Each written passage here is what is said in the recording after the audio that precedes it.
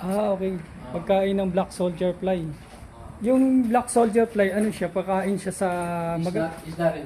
sa isda, tsaka sa manok. Oo. Kumbaga, maproteina siya, no? Yeah.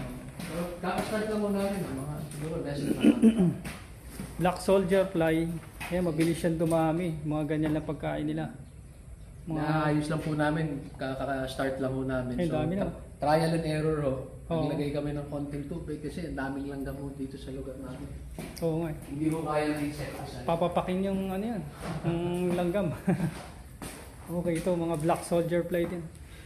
Usually, paborito ng black soldier fly yung mga Any Tinapay. any biodegradable po yan. okay. Parang may nakita ako yung mga bunga pa nga ng ano eh, ng mangga. Oo. Ubus agad eh. Pwede po. Oo. Bilis na dumami doon. Ito po yung fly cage. Dito sila nag-breed. Advantage ito dahil kusa siyang dumadami, may free patuka ka sa ano. Meron. Oh, free patuka sa mga hito, sa mga Lalo isda. na pag-abundant po yung waste, food waste, kitchen waste, palengke waste. Oo nga, no? Yung advantage nun eh. Ayan ang pinaka-soldier fly. Ito na ho yung kanilang... Pinagpo-produce nung... Ito na ho sila nag-breed. Oh, bali baby nila to.